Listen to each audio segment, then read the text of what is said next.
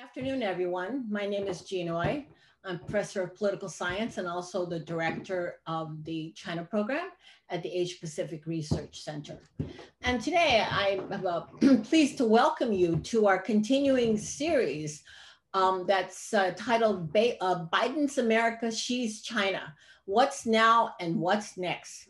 So we have a very exciting series for this quarter. And in 2 weeks, on February 24th at noon, we'll have Thomas Wright, the director of the Center on the United States and Europe and senior fellow at Brookings, talking about US-China relations in the Biden era.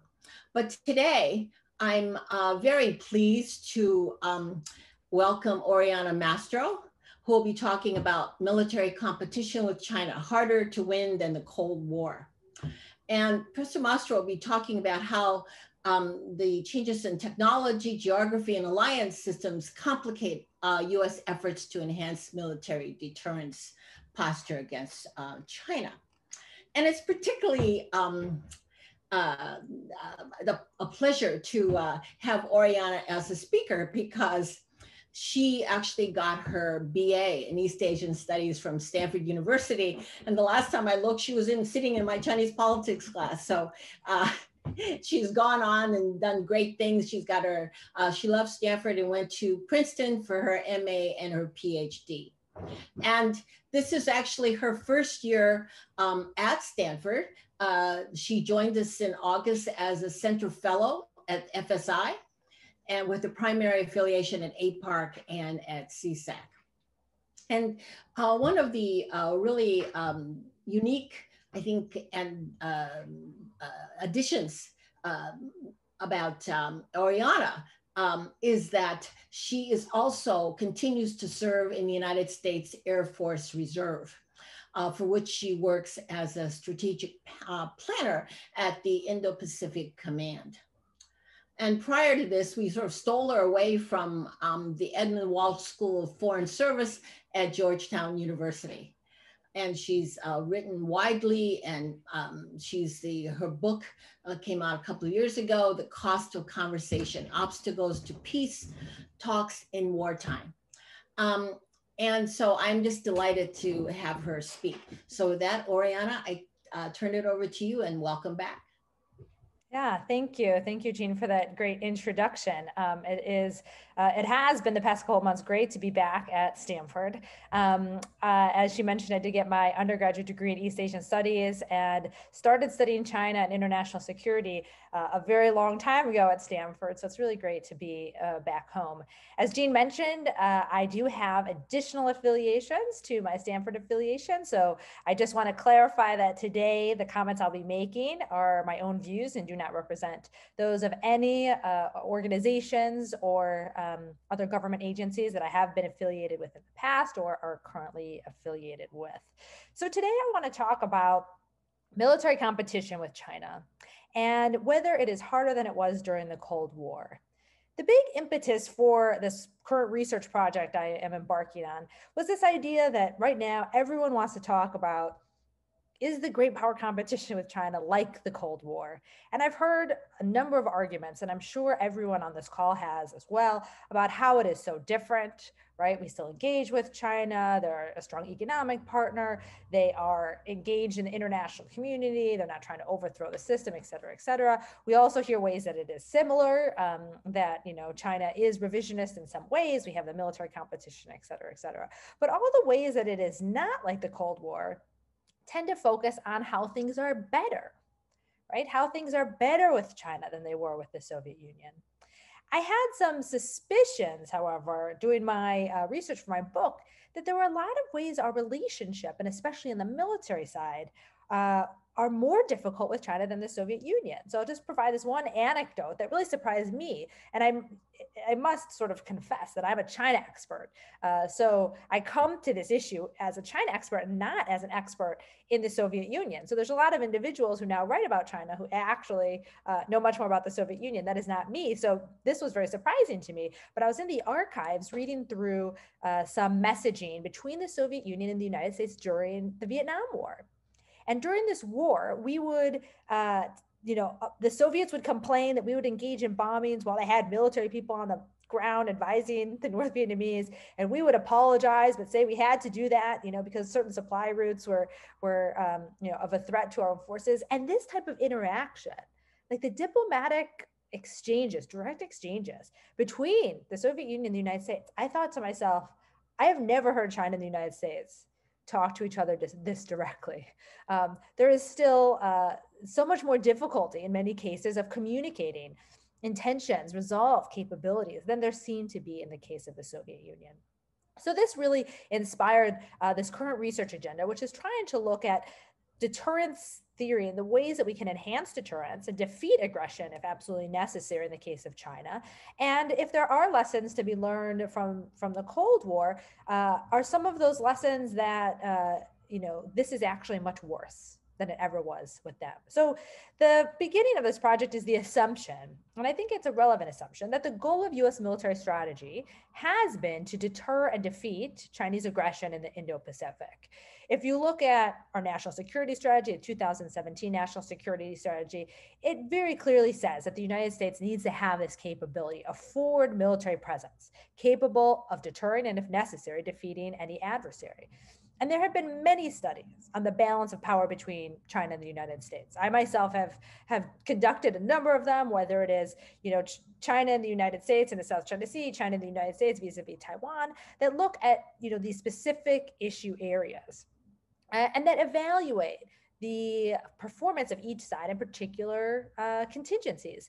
But I think today, since we think about the US-China relationship as a great power competition, and this is a term I use and others use to say and describe the struggle between powerful states to shape the world or the regional orders in a manner that's favorable to them, it's also important to think about it more broadly beyond just the particular contingency. And the main argument that I'm going to posit in this talk today is that militarily, it is more difficult to deter China and defeat China than it ever was vis-a-vis the Soviet Union during the Cold War. Now, as a side note, a caveat, of course, there are ways in which it is easier now to meet these objectives than there were during the Cold War. For example, the geography of the Asia Pacific is less conducive to a rapid fait accompli than Central Europe's geography during the Cold War. The United States never believed that it could defend the German border against Soviet aggression without conflict escalating to the nuclear level, for example. But in my talk today, I will describe how we have that expectation that we could have a hot war with China and keep it conventional and limited. Also, both China and military planners have alluded to this fact that it is much easier nowadays to keep it at a more limited conventional level than it was during the Cold War. So there are indeed, of course, ways that the Cold War relationship, military competition with the Soviet Union was, quote unquote, easier. But I think in terms of where this debate is, there's a lot of ways it's harder that haven't really been fleshed out. So first, there's sort of two things I want to talk about in this talk. The first one is about establishing a credible deterrent, and related about coalition building. Now, for those of you who might not have an extensive background on deterrence theory, I'll just sort of lay out a few of the main principles, right? Deterrence is the art of coercion and intimidation. It is about having the power to hurt as bargaining power, and basically threatening the other side that you will use this power if they do something that you do not like, but you're holding this power in reserve. And successful deterrence, according to deterrence theory, requires the threat of an unacceptable cost to the other side, and that threat is credible. Now, during the Cold War, the United States did many things to try to ensure that our threat that we would use force against the Soviet Union if they attacked our European allies would be credible. And one of the issues in Beijing is that there is a degree of uncertainty about whether or not the United States has the resolve to fight on behalf of its allies. So it's important for a deterrent for the United States to credibly signal we have this resolve. Now, what is one of the main ways we did this during the Cold War? During the Cold War, we did something what we call a tripwire strategy, which is the United States forward deployed military personnel to be on the ground at those borders. And why this made it more credible that the United States would get involved is the Soviet Union would have had to overrun US forces in order to attack our allies. The idea was, in this scenario, after the Soviet Union had overrun and therefore killed American forces, it was very credible that the United States would respond with force. Now, a lot of people talk about this type of method in the Indo-Pacific theater, but actually it is impossible to do this in the different contingencies we're considering. Now, we do have this sort of tripwire on the Korean Peninsula. North Korea, South Korea conflict is the only conflict really that is potentially going to be land-based. But in the Indo-Pacific, most of the contingencies the United States are planning for against China are in the South China Sea, East China Sea, and across the Taiwan Strait. These are primarily air and sea battles. And there's no effective way for the United States to position aircraft and surface vessels in such a way that China has no choice but to engage them, right? Waters are very big. The South China Sea is, the size of half the continental United States. It is impossible for us to set up some sort of naval or airline, to cover all the airspace and all the sea space. So China can always go around us, which means that the United States still always has an independent decision about whether or not to get involved in a conflict. It's always a separate independent decision. And therefore, the forward deployment of US forces into the Asia Pacific area of operation does not signal or does not enhance the credibility of US resolve to fight like it does during the Cold War. China also has more non-lethal but effective uses of force than the Soviet Union ever did, such as cyber or outer space, counter space capabilities. In recent decades, also, the United States has become so much more reliant on these realms to project power. This makes even a non-lethal attack potentially devastating operationally. So, for example, during the Iraq War, the United States used 42 times the bandwidth that they used during the first Gulf War. And so now the United States military, and I'm happy to go into more detail in the Q&A if people are interested, are heavily reliant and what we call C4ISR, command control computers, communication, intelligence, surveillance, and reconnaissance, sensors and systems that are connected in many cases through satellites or data uplinks and through our computers. And China has really advanced capabilities to disrupt this. And when they are disrupted, not only are the flow of forces, US forces in a region disrupted, but things like targeting or the honing of a missile to its target are also disrupted. And so it's very hard to deter China from using non-lethal means, and in many cases, actually reversible means, to win a conflict when in some cases, no one is actually killed. Right. For example, counter space, they can do things that render a satellite disabled for a certain period of time, but then the satellite's back online later. So the United States has struggled with coming up with what we call cross-domain deterrence. What can we threaten that is credible to keep China from doing these things? But the bottom line is the benefits of attack in these domains are so high, basically successfully preventing US intervention in a conflict in Asia, and the costs so relatively low that it's impossible to come up with some sort of threat that will levy an unacceptable cost on China, but that is also credible. Those high cost strategies, I think by nature are incredible. So for example, if you said to China, if you attack, our satellite, so we can't, deploy our systems effectively, then, we might use a nuclear weapon. Yes, that cost does enhance the deterrence, but that is a completely incredible threat. No US president is going to authorize that, thereby undermining the deterrent. And so this cross-domain deterrence issue is something that we're facing with China that we never had to face with the Soviet Union. Nuclear escalation threats are even less credible. Now, a lot of people will say China has nuclear weapons, the United States has nuclear weapons. We'll never see a conflict between these two sides. And if you kind of hear a hint of the foreshadow of my argument, it's, one of the main reasons that it's not useful to think about the China-US competition like the Cold War is that there is a much higher possibility of a hot war between these two sides than there ever was between the Soviet Union and the United States. And that's because the Soviet Union and the United States had what is often referred to as a mutually assured destruction relationship. Right? Both sides knew that if nuclear weapons were used, it would be the end of both countries. And that was a significantly powerful deterrent. China, ever since the beginning of its nuclear weapons program, has decided to go a different way. I would argue a much more reasonable and logical way than the United States, which is they have a minimum credible deterrent. They think we just need a handful of weapons. The United States is deterred by, just the possibility of one nuclear weapon. We don't need to be able to destroy the world, 10 times over. What that means is, for the Chinese, they have had a no first use doctrine, which means they will never use nuclear weapons first, and they will never use nuclear weapons against a non-nuclear state. That's also part of their doctrine. But they plan on absorbing a nuclear attack before they launch one, right?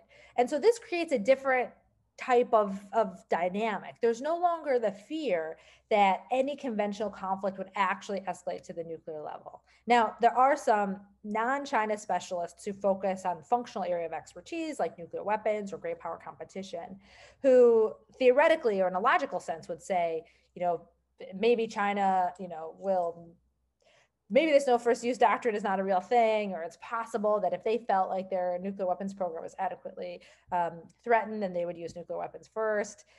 I mean, I guess any hypothetical is possible, but if you look at their doctrine, but also their training, they actually train their forces to absorb before they launch. And until recently, they've always had a policy of launching on attack and not warning, which means they would only launch after an attack, not just if they've heard a warning. Though given the current asymmetries between US and Chinese nuclear capabilities, they are rethinking that. So the escalation to the nuclear level is just less credible, because there is not the same level of Chinese nuclear threat against the United States. China has this very reasonable policy, which basically says we will not use nuclear weapons unless the United States uses them first. And so during the Cold War, while of course, to a degree, the use of nuclear weapons was always somewhat incredible.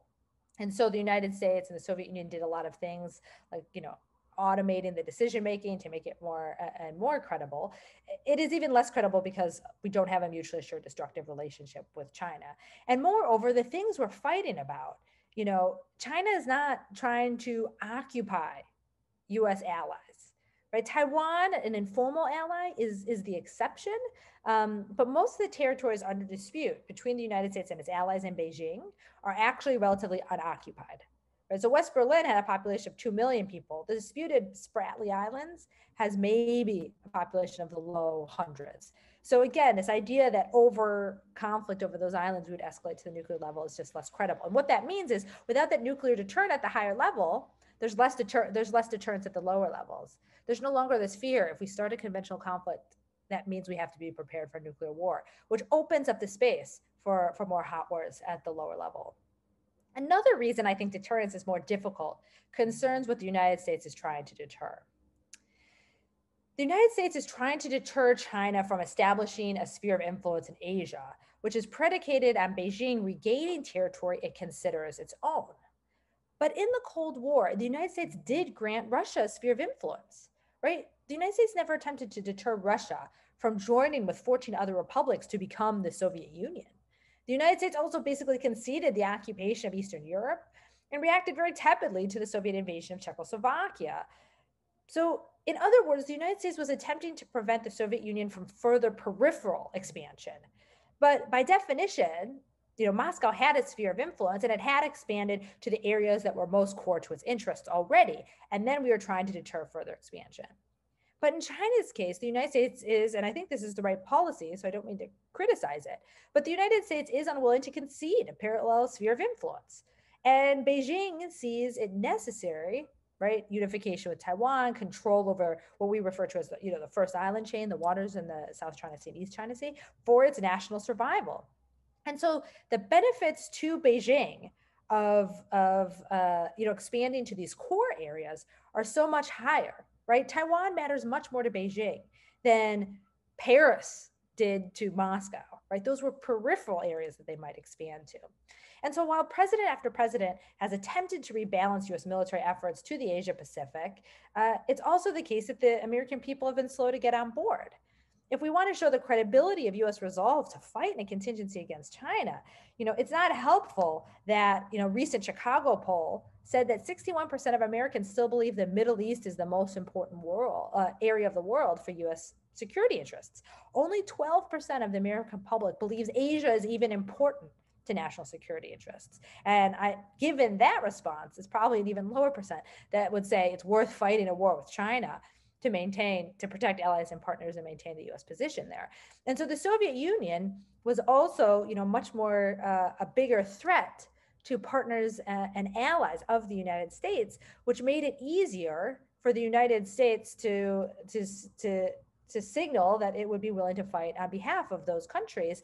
And since the American people saw the Soviet Union as an existential threat, which China is not to the United States, as much as the Trump administration tried to get some of those ideological debates back up to convince the American people otherwise, or convince, even populations around the world otherwise. China is not an existential threat or an ideological threat in the same way. And so it's harder to signal that the United States would be willing to absorb really high costs associated with these types of fights.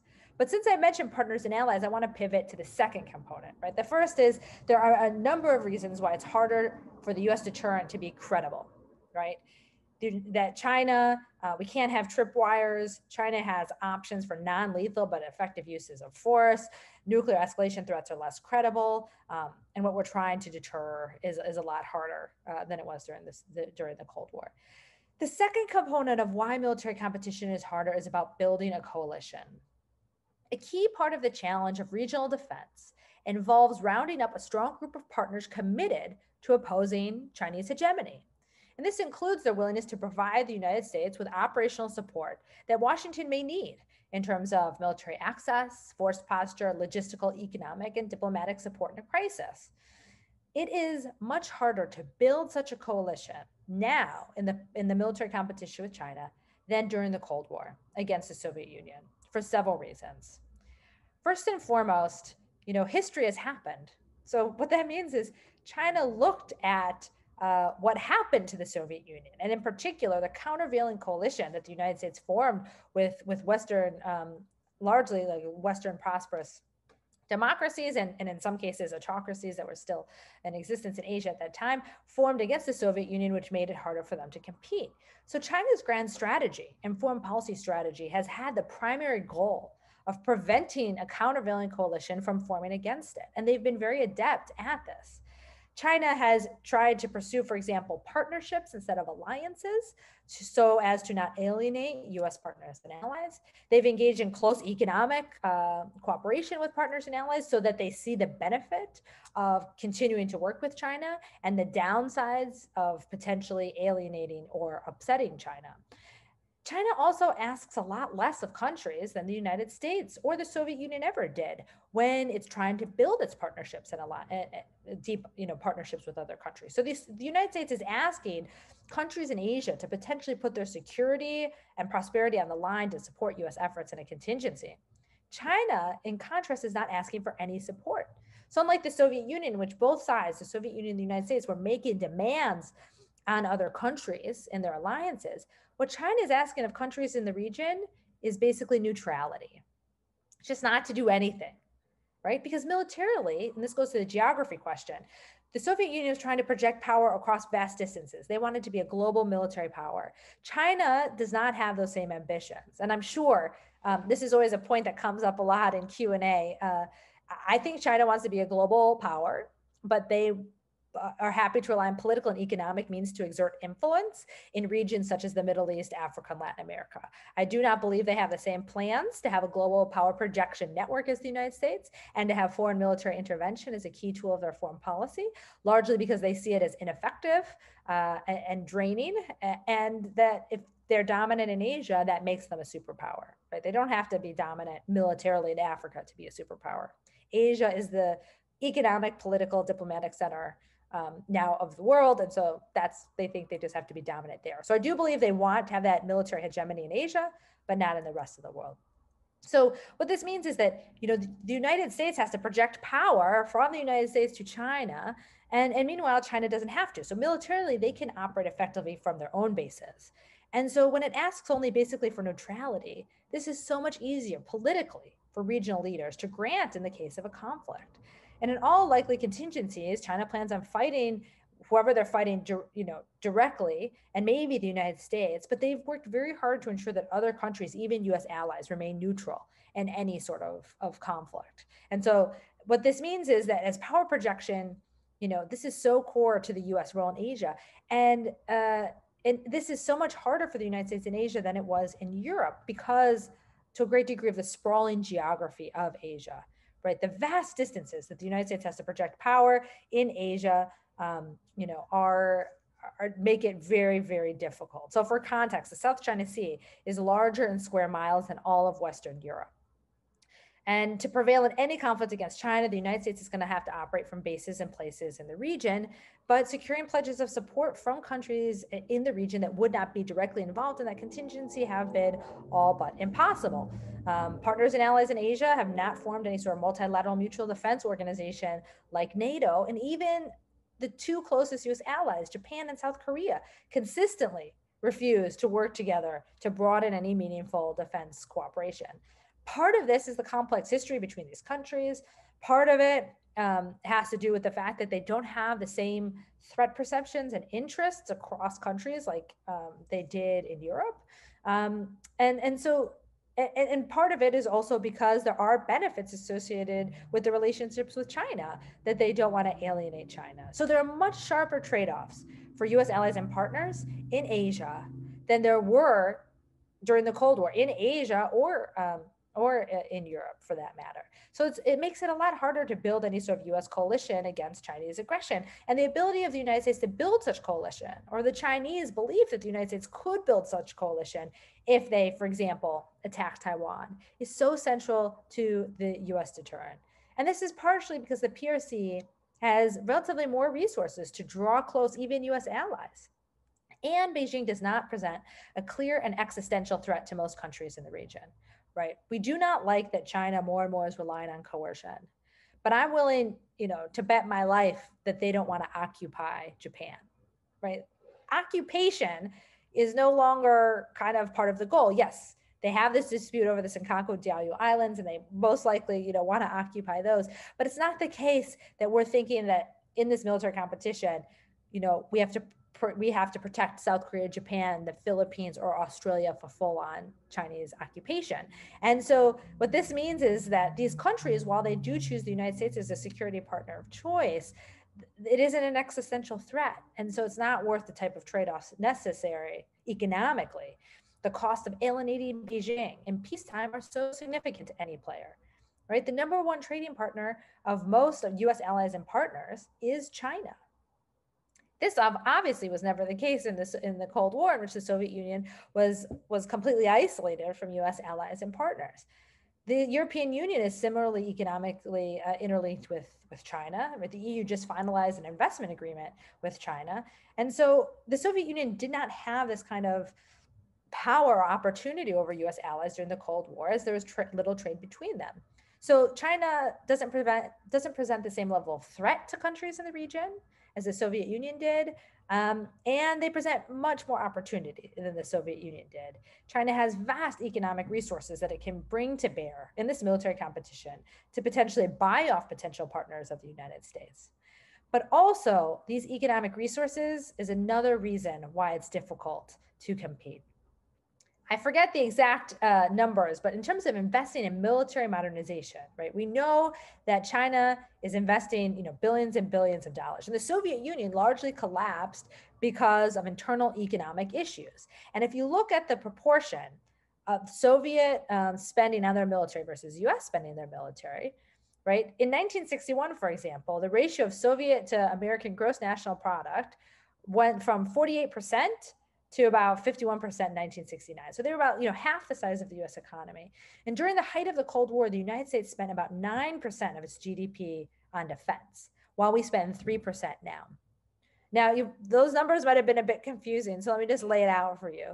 The Soviets had half as many economic resources as we did during the Cold War to put towards military modernization, and we spent about 3 times more as a percentage of our GDP on defense than we are spending today, right? China has the resources and we are spending a lot more in the competition. So it's not the case like it was with the Soviet Union that we can outspend them. And so the default for many countries in the region is basically to stay relatively neutral. But unfortunately, neutrality, again, from the US position, because we rely on access to other countries to be able to operate in the region. Without that access, the United States military cannot operate in a sustainable way.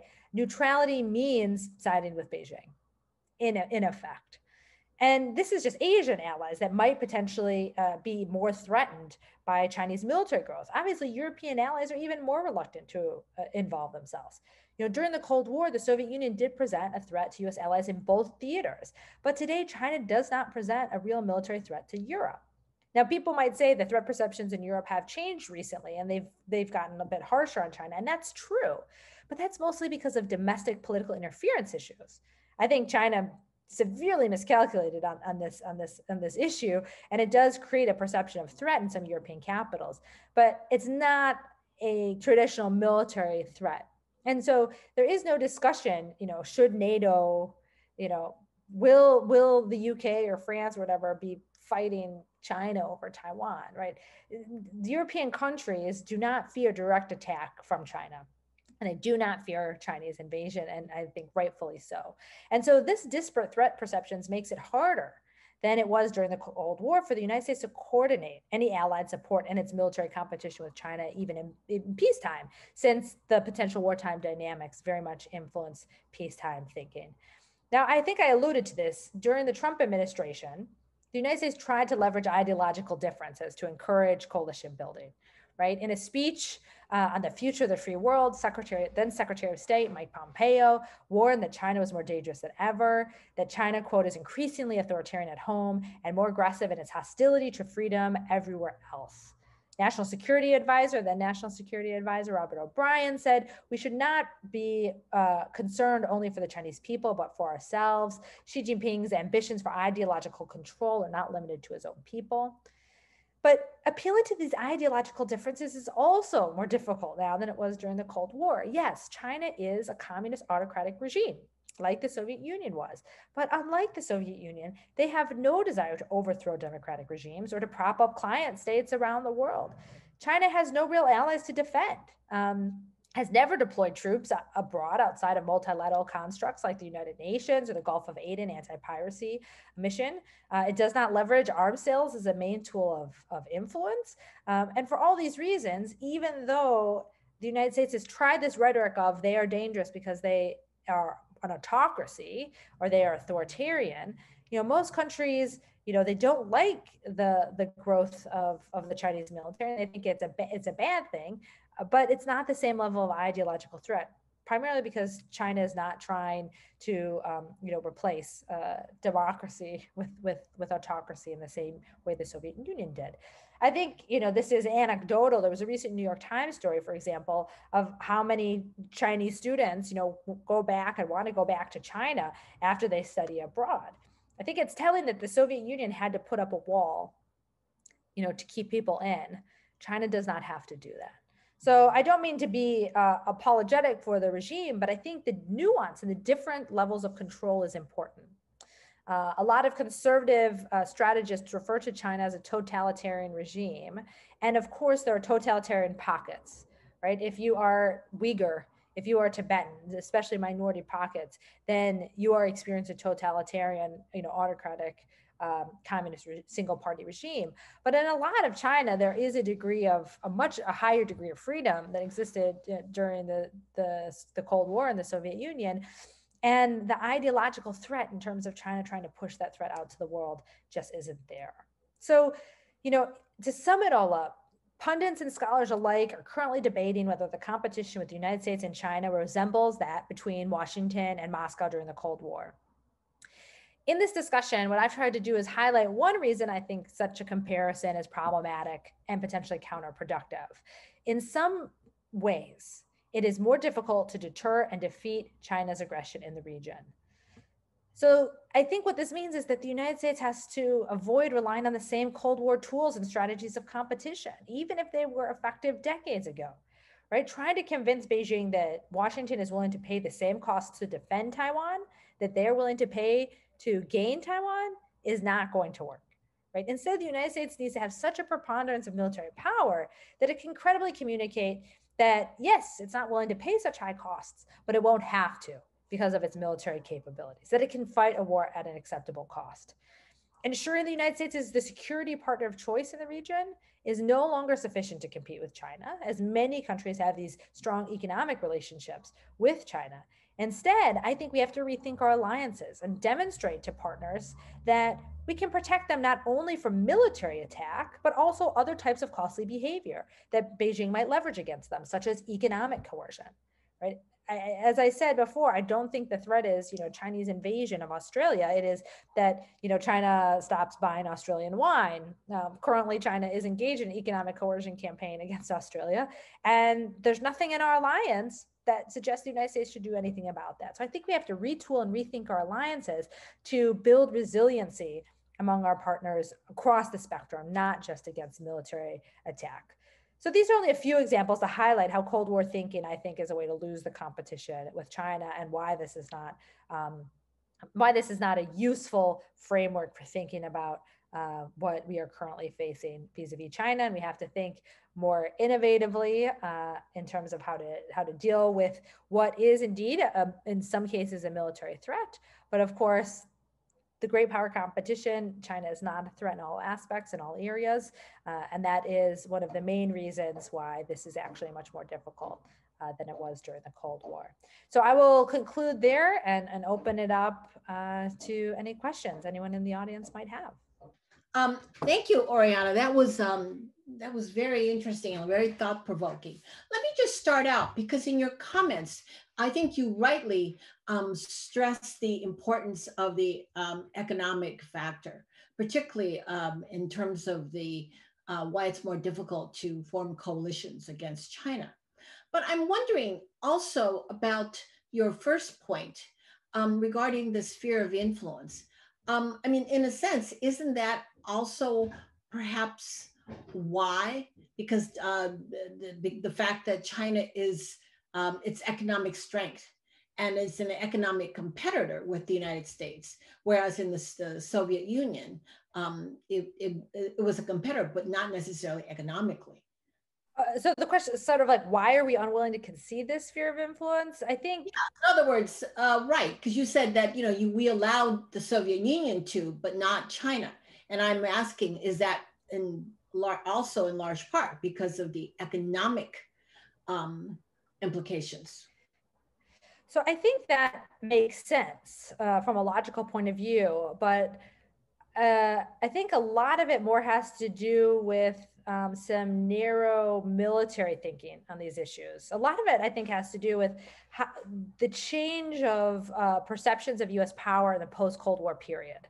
Right. So what after the collapse of the Soviet Union, and the United States had such overwhelming, military superiority vis-a-vis anyone else. The U.S. military and the defense establishment became very sensitive and unaccepting to the idea that anyone could possibly threaten the United States in any way, right? So even, China, when it first started developing capabilities, that everyone was like, oh my gosh, they called it this anti-access area denial strategy, which was just the fact that China could actually hit one of our airplanes, right? Or they could hit one of our ships, right? Because for decades, and even now in Iraq and Afghanistan, what people don't realize is, there's no dogfights.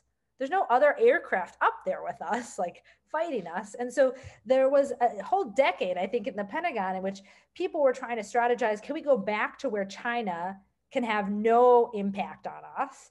And then they kind of people were like, well, this is a country that has options. And so that's no longer reliable. So I think part of the, idea of like, we can't concede any of this space is, that the United States doesn't have to make those kinds of concessions.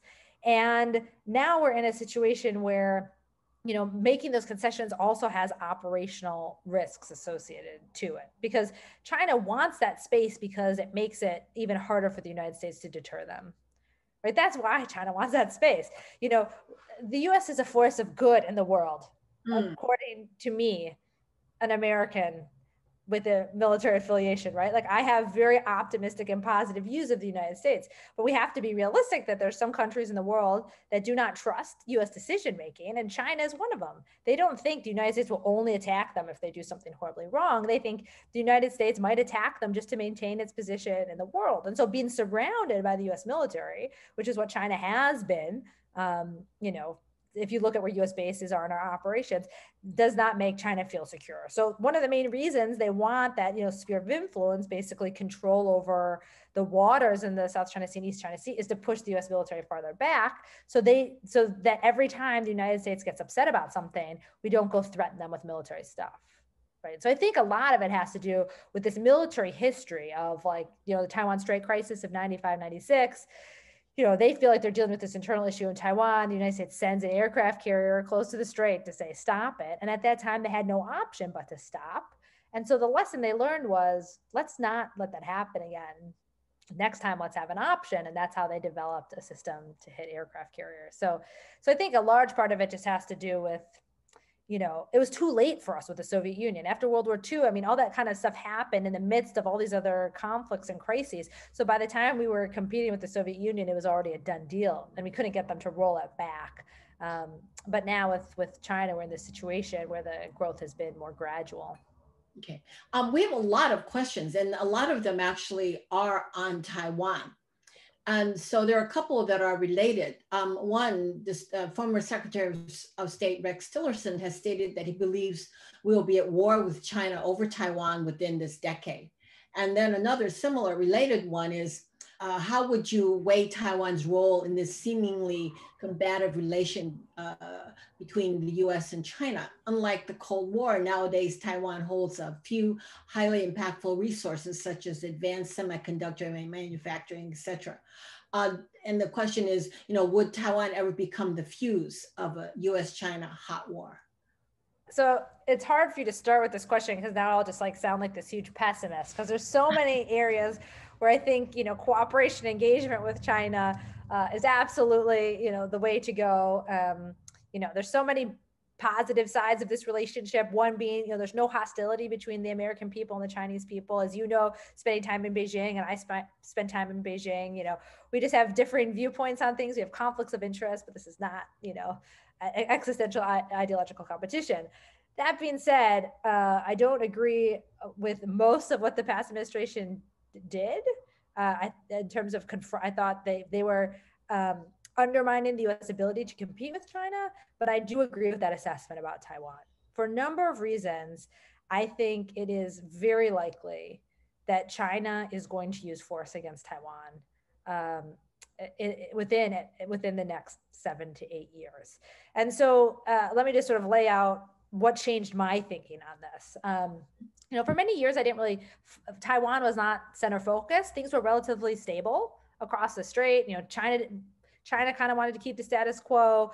The United States wanted to keep the status quo. Every once in a while, there were little flare-ups of movements maybe towards independence, but it was relatively stable. What happened, I think, in Beijing is sort of twofold. They had this policy of peaceful reunification that they thought with more engagement, economic interdependence, the people of Taiwan would realize it's better to be a part of mainland China than not. And recent sort of discussions, I had before COVID hit, track 1.5 with the Chinese on this issue. They are more and more becoming skeptical of the effectiveness of that approach. They see the same polling we do in Taiwan, that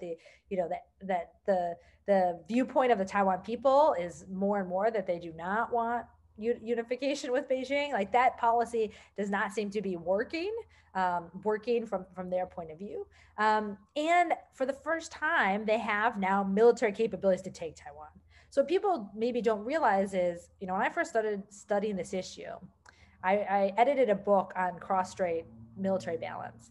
And at that time, the Taiwan invasion plan was for China to commandeer some fishing vessels and paddle their way over to the island, right? We were not concerned, right? We're okay. So the question was always, were we or Taiwan going to do something to spark a reaction? China had to do something. Taiwan declares independence.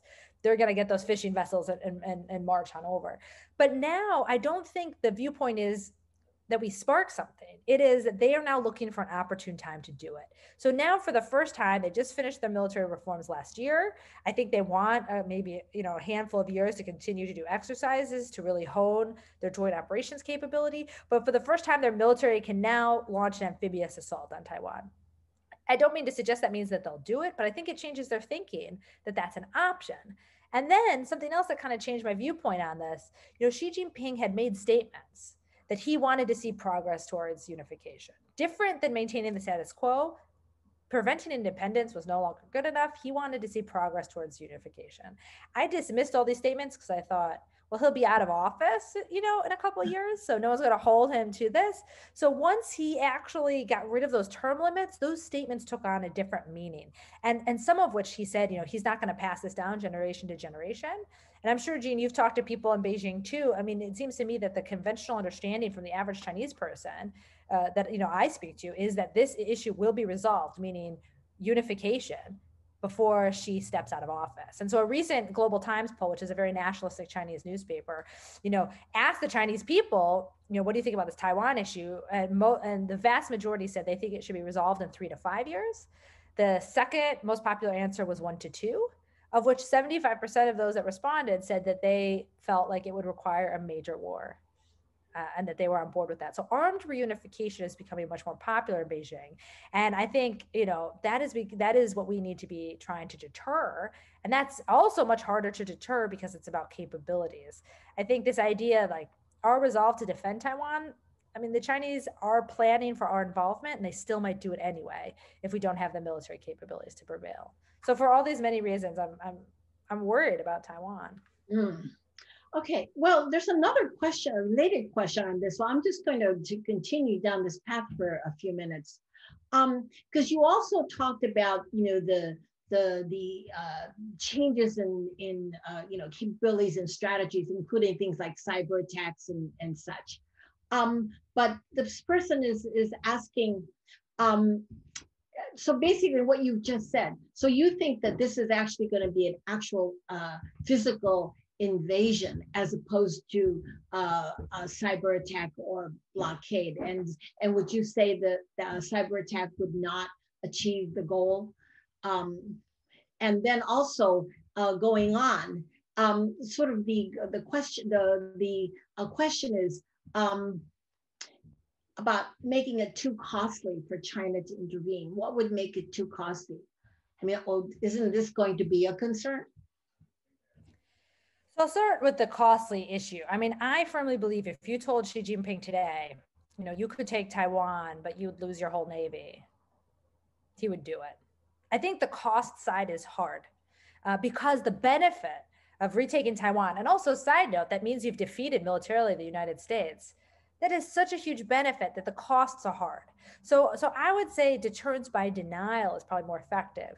You want to shake Xi Jinping's confidence that he will succeed. You could try to take Taiwan, but you might fail. That looks bad domestically. That looks bad, with the military. That is what imposes caution on him. Not so much the cost of it, but whether or not he will succeed.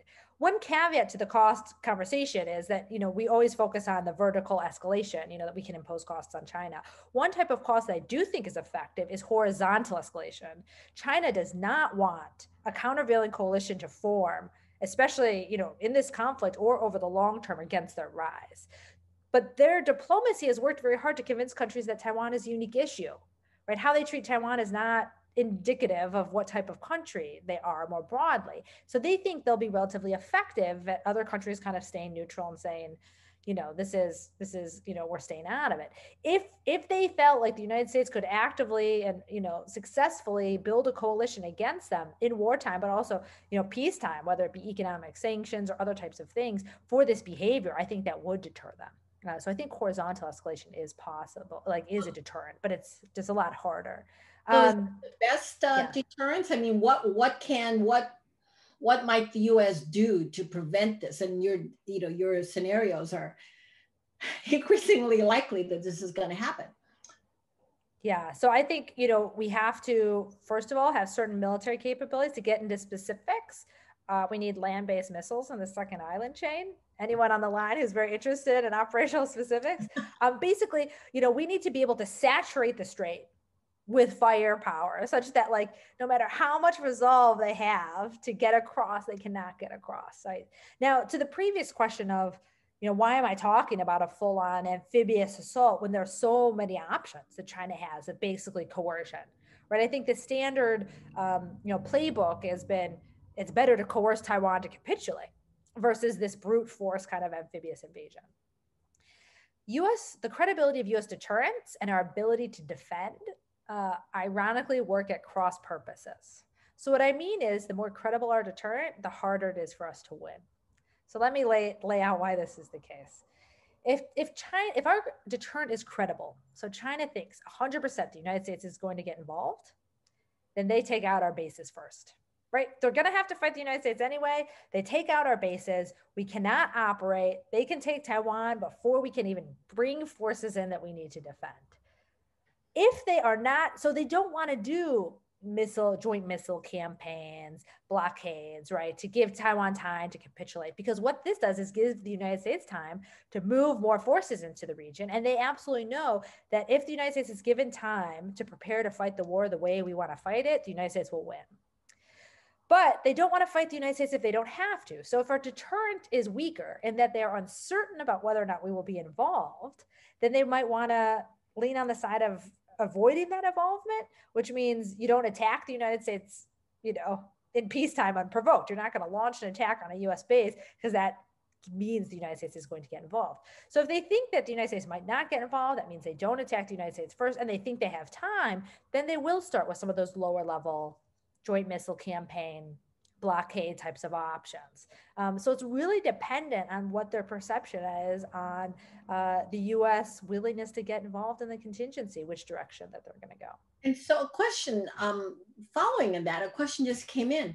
Can't the US give Taiwan sufficient missile technology such that the response to an invasion would be extremely costly to China?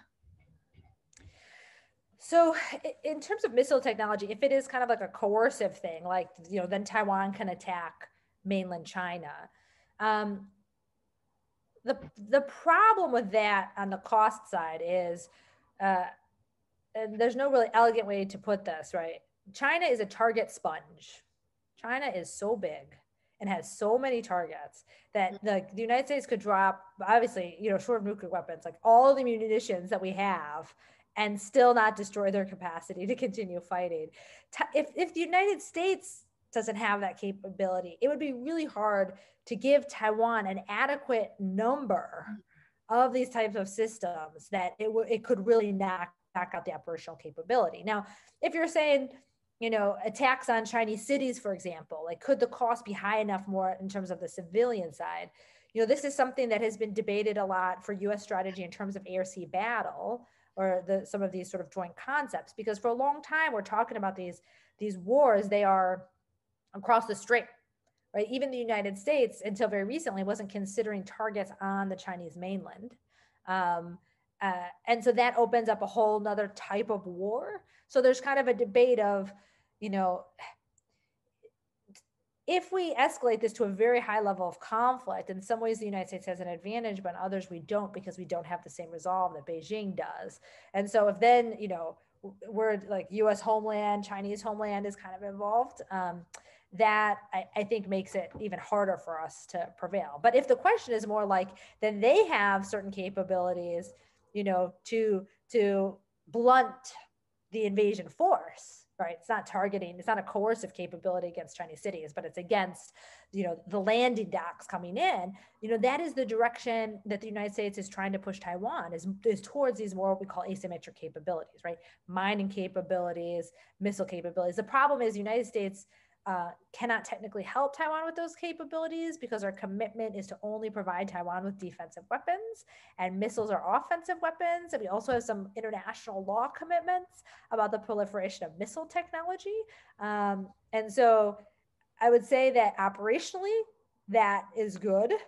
But politically and for legitimacy international law reasons, it would be very difficult for the United States to aid in those types of developments. Let me also, some great questions here. And one, this one says, that your whole argument is based on the economic power and continued thriving of nation. But some economists believe that China will begin to slow down and could stagnate or falter. Does that change your predictions or analysis? So first I will say that I'm not an economist, and it is, I see a lot of debate about this, and I've seen debate about this for the past 20 years that economists on both sides, and I don't even remember, if Jean remembers in her course, I remember this was like, kind of early WTO days when she would lecture about, how's the Chinese economy going to react when they have to open the doors to foreign banks, right? Like I still remember that lecture being like, oh, that they're never going to get through that, right? So I will just say anecdotally, the past 20 years, I've heard these arguments of like, oh yes, but price reform, they can never get through that. And oh yes, floating the currency, less currency manipulation, they can never get through that. And financial crisis, and they always seem to manage. So I will just say that I don't have the ability to assess which side of the economist debate is correct. I will say that even stagnation, some of these slowdowns still puts China as the largest economy in the world for the foreseeable future, even if they aren't growing at the same rates. So they still would have economic power in that respect. And just as a strategist, I am reluctant to go down the route of like, if it's worse, let's just say the Chinese economy collapsed or something, it's like a Soviet Union style thing, which I don't think we see any indications of. But I think that leads to lazy strategy. I mean, I have to say that for many years, people did not want to, like my sense is that people did not want to spend the time coming up with how to compete with China because they would say, oh no, I don't have to worry about that. The problem's going to go away on its own. So maybe it will go away on its own. But in the meantime, I think we have to assume it won't. No, I don't. Certainly, it's not collapsing, but even without the collapse, there are a lot of demands on funding. And so obviously for doing the type of military development that you're talking about, it's going to take money away from some very necessary things, including social services, education, health, an aging population and such. Do you sense that there's this type of resistance? So there's sort of two sides to this. I do sense that the Chinese leadership is sensitive to that. I'll just sort of give an example. So sometimes on social media, some things are censored that call for the Chinese military to be more involved in things. So like when Chinese citizens are kidnapped abroad or something like this, there's a lot of this discussion on social media of like, why are we the United States pushes China around about something that a Chinese netizen will be like, why are we spending all this money on the military if we cannot use it? And the fact that these comments are consistently censored, shows to me that there's this kind of sensitivity to, yes, we are spending a lot of money on this, which goes back to my point that I think Xi Jinping doesn't want to lose. And because if he lost, then the Chinese people would be like, why did we spend all this money on this military and we still lost? So I think there is a domestic political sensitivity to that. But to date, given, the growth of their economy and the size of their economy, they've been able to invest in both guns and butter. The question of the Chinese people's resolve comes up a lot. Like, the average Chinese person, is used to this more prosperous world. Are they going to be willing, like, what if there's costs associated with conflict? Like, are they going to be willing to bear them? And I don't know. And I think Xi Jinping doesn't know. When I talk to Chinese military leaders, they always say, we have a long history of like shirku, right? Of like eating bitterness, and the Chinese people will like fight to the very end, but who knows? I mean, it's not only the Chinese people, but the Chinese military. It is extremely difficult to train people to run towards bullets instead of away from them. This is something that the United States is very good at. No one questions, no commander in the United States questions whether the troops will like adhere to orders in wartime. But a Chinese commander, and some internal writings have suggested, have great uncertainty about this. So I don't really know. And I think she doesn't know. And this is what imposes caution on the leadership. These are the types of things that we should be kind of reminding him of, let's say.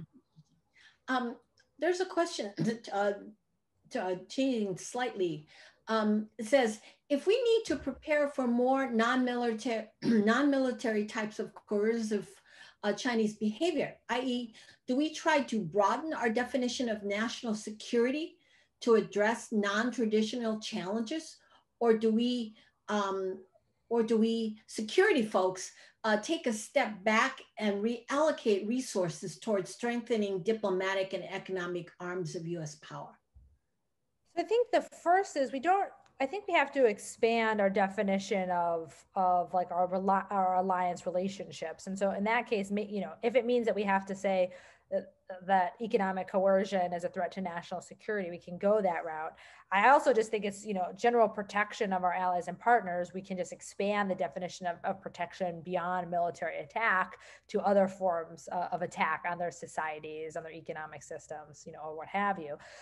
But to the general point of, should we, be giving more money to like other parts of the government? I mean, absolutely. I teach this course, International Security in the Changing World, at Stanford, and I had some of these statistics up of like, 1% of the military budget is like what we've spent on healthcare over like the past how many decades. I mean, it is pretty amazing. And I'm working on a book right now about how China competes differently. And one thing that they do is they, look at for the blind spots or the weaknesses in US competition. That's where they go. So they're not even trying to compete with us directly in most areas. Right. So while we're going around the world being like, we want to be the external security partner of choice and change, we want to train all the militaries of the world and therefore they'll be our friends and we're going to sell them all these weapons and they'll be our friends.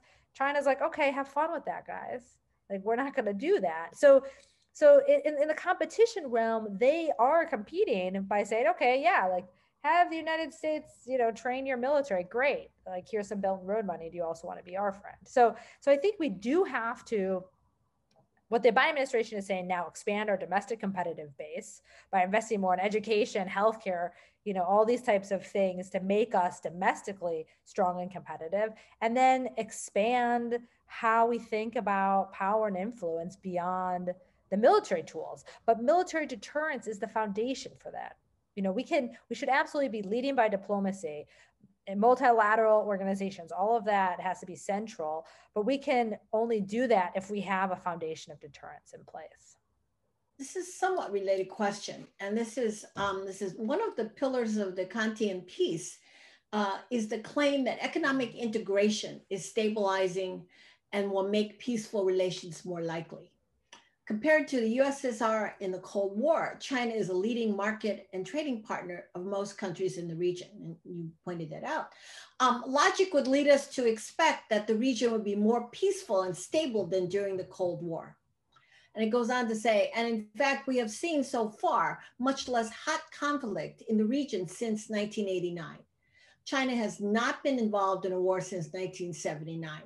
So do you see the current environment as more destabilizing than during the Cold War?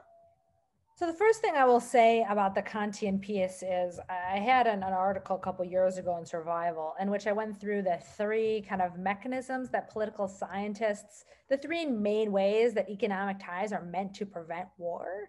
And basically show that none of those are applicable in the case of China and the United States. So things like, people-to-people relations, the more we interact, the more we're supposed to understand and like each other. All polls show that the opposite is happening between China and the United States and China and other countries in the region. When it comes to like the costs of conquest, which is another sort of argument that it no longer makes sense for you to take over some sort of territory because you can benefit from its production through trade. A lot of these territories we're talking about are unoccupied, so there are no costs of conquest associated with them in the same way. And then, the trade, it has to do with perceptions. I think in any sort of conflict, there's an expectation, and research shows this is generally the case. There'd be a decrease in trade for like 5 to 7 years, but then returning to pre-war levels. And so the question is, historically, do leaders tend to prioritize core national security concerns or economic concerns? And for the most part, it's security concerns. For the most part, they are willing to pay very high economic costs for the sake of security. Now, we haven't had a war in Asia, as the questionnaire mentioned, in a couple of decades, but Asian countries have undergone now, besides China, military modernization and military buildups. Asia now buys more weapons, as a couple of years ago, buys more weapons than Europe does. And so we do see huge military buildups happening across the region. It's just that military modernization takes time. A lot of these nations were new nations, like in a kind of post-colonial period. And so now I think we're entering into a new period in which military capabilities are playing a much greater role in the state-to-state interaction. And for those reasons, military options are becoming more available. I do see it as a more destabilizing or conflict-prone region than it has been in the past. Let me just throw in here this question. about not the conflict. And China, this is the possibility of active conflict between China and India in the near time, and what might be the rationale. There are already these, these skirmishes they've been engaged in. So you think anything's gonna develop from that? Yeah, I have to say that what happened over the summer with China and India was very confusing to me. Like as someone who studies Chinese strategy, because the Indian border was never, kind of seen as a key component of China's road to rejuvenation. I mean, even in China, I did this whole study looking at Chinese media coverage, official media coverage of Indian military modernization. And it's so interesting that for the most part, the Chinese basically underestimate Indian military capabilities. And even when India is engaging in aggressive behavior, the reporting kind of gives them an out, right? While Japan engages in a military exercise with the United States, Chinese reporting, talks about the remilitarization of Japan and the threat to China. India does an exercise with the United States, and the Chinese media is like, oh, poor India being manipulated again by the United States. Like they've always seen India different. I mean, the majority of the Chinese people don't even know that China and India fought a war. I've been in Chinese bookstores looking for wars about 1962, which, by the way, China won handedly. So you'd think they would be talking about all the time. It's not even there. So I always kind of saw the India situation as different than these other territorial conflicts. And so kind of Chinese aggression on that border was very strange, because it seemed to me like there were a lot of risks and downsides, and not a lot of upside. So sort of what I've come down on is this idea, that China has a heightened sensitivity to what they perceive as other countries potentially taking advantage of domestic weaknesses. And so one of their strategies of deterrence is to actively use force or be aggressive in order to enhance the credibility that they are willing to use force. It's kind of a weird deterrent mindset, but that's how they show credibility, is they just kind of do it. So during like COVID, for example, there was a lot of discussion of fears of other countries taking advantage. And so they wanted to preempt that by being overly aggressive. I think if you look at Chinese force posture, like they have not moved forces, like they're not adequately preparing for land-based contingencies on the Indian border. All their military reforms are moving away from army-centric type of stuff to enable air and sea type of battles. And so it seems to me like, that's not a huge priority for them, and it wouldn't make much sense to be, fighting a land-based conflict right now, given that. But states do crazy things. So that's not a very satisfying answer, I think. I would just say that it is quite confusing about what's going on between China and India. So you would, based on what you said, then this sort of did it for example, so that particularly during COVID, but given that China has sort of gotten over, we think, or the hump of COVID, do you think that this will then just sort of die away? In terms of the China-India stuff? Yeah, I think in general, they think that the Indians, try to take advantage of them at times, and they have to like stand up to it. I think it is more of a domestic political sensitivity, especially given that the regions of those border disputes, are minority regions that the Chinese are trying to consolidate control over. So I think it has a much more, in some ways, emotional component than it would otherwise. They're worried that, countries like India and then the United States through India are trying to, whip up domestic unrest or something. And so they really have to have control over those areas. We have a questioner that is challenging a bit your analysis of this, that China doesn't ask much except neutrality. And saying that China engages both economically and geographically with its neighbors, is quite aggressive and tend to scare away or alienate them, especially in the South China Sea. Hence, we could conclude that China could fail to preserve neutrality in the region in the case of a US-China confrontation. And the questioner wants to know your opinion of that type of analysis. I love hearing that. And I hear it all the time, like China has overplayed their hand. And like this time, everyone, like they're so aggressive and threatening, and everyone has come to the conclusion that they're aggressive and threatening. And now, the United States, they're going to be more welcoming to the United States or what have you. And I wonder, how much of that is a bit of wishful thinking, because at least in the region, even in Southeast Asia, even with like Vietnam, which has been mulling over, bringing their claims again to an international tribunal. Like Indonesia won't even admit that China claims their territory. Like we're not even at the point, like they don't even want to say it. It's not like, so yes, I think China has been aggressive and countries don't like it. But I think I'm not as optimistic as the questioner that like Southeast Asian countries have now been like, oh, we're on the side, this cannot stand, and it's better to have the United States in the region. I would say, and this again is anecdotal, but I was in Southeast Asia relatively recently, I guess given COVID, so this was a little less than a year ago, talking to some governments about this precise issue.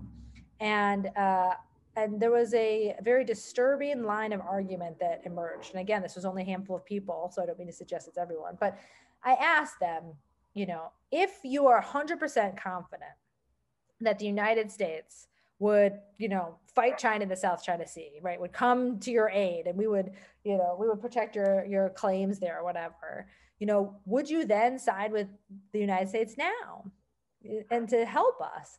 And the viewpoint was no. That if they had to choose between a war between China and the United States, in which the United States did win, but there was a war nonetheless, or a world in which they accommodated China's position, they would prefer to accommodate China's position. And so if this is true, and that a lot of Southeast Asian countries think, and I said, and assume that once China has control over the South China Sea, they are restricting your access to fisheries, to oil, they have more coercive power against you that they're going to use. Even in this world, they didn't want to fight a war against China. And so I think that this narrative of like, China's overplayed their hand and either they'll moderate their behavior or like everyone is now going to come together against them. I've heard it many times before, but I don't actually see a lot of evidence on the ground that something significant enough to impact China's strategic thinking is coalescing. Okay. Good. Let me ask you, our time is almost running out, but I wanted to ask you this question. So on the one hand, it's quite clear, and I agree that, certainly you say the basis of a relationship has to be this security. But if the administration, if in US-China relations, the economic issues became less hot and we were able to come to some workable arrangements, would that affect the behavior, for example, of China invading Taiwan, that their need to show that they could invade Taiwan? So I tend to think of the causality going in the other direction, in that I think that the economic tensions are the result of the security tensions. It is because we have this military competition and this tech competition that has now permeated, into the business community and the trade relationship, that now the economic power of China has taken on a new viewpoint. And so in this hypothetical scenario, I guess if China, changed its approach to economic relations with countries, right, now competed fairly and, didn't force technology transfer, all this stuff, it might have an impact in that it would signal significant, meaningful changes in Chinese leadership strategy, right? We might think like something has happened that, made in China 2025 is out the door, like, economic tools out the door, there has been some major change. We don't know why, but we should try to leverage that into positive changes in the security realm. So I think it would have to be significant enough. It couldn't just be like, okay, now they've agreed to buy more of our airplanes, which they wanted anyway. Let me end by throwing this question to you about, that President Biden is now left to sort of clean up and decide on a number of policies, bans and such against Huawei and a number of other Chinese tech companies. So what advice would you give to our administration about perhaps the best way to go in terms of trying to diffuse, improve relations as well as deter Chinese aggression? Well, deterrence is a combination of credible threats and assurance, right? I've talked a lot about credible threats today. The Trump administration was very good at issuing threats and making them credible. I think President Obama was very good at assuring countries like China that the United States did not have some sort of vendetta against them, right? As long as China behaved in a responsible way, the United States would welcome it into the international system. You need both, because right now in Beijing, I think there's this view of, the United States is not going to accept a more powerful China, no matter how we behave and no matter how we seek our views. Like, I think the view in Beijing is that this is structural, that the United States feels threatened by Chinese power. And so it doesn't matter, how China uses or exercises that power. And that is a hard world to shape Chinese behavior. So I think the Biden administration absolutely has to go back to the drawing board, keep some of those credible threats in place, but rebuild the assurance with Beijing. So for example, when we talk about political interference or banning Huawei, we have to be reasonable in how we define these things and tell Beijing what types of activities are appropriate. Because I've been, I'm part of some discussions in which taking a think tanker out to lunch and asking them about their views on the South China Sea is like Chinese political interference and espionage, which it is not, right? Or every Chinese student or educational thing is like the Chinese government trying to, brainwash American citizens. It is not. And so part of the assurance has to be very clear with Beijing of there are ways you can pursue your interests and build powers that the United States will accept. And here are what those are, right? This is what we consider political interference. This is what we consider acceptable. Because from China's point of view, they were, they're like, well, you told us just not to use force. You never told us we couldn't buy inserts in US newspapers to promote our cause. So where do we fall on this? So I think that needs to be the starting point, is much more clarity on expectations on both sides. Well, I just want to say this is, it was a great session. You answered some really tough questions, and we're so happy to have you back at Stanford. So I want to thank you, but also thank our audience for all these wonderful questions. And we hope to see you again in a couple of weeks. So thank you very much, Oriana. Thank you. Thank you. Thank you for having me.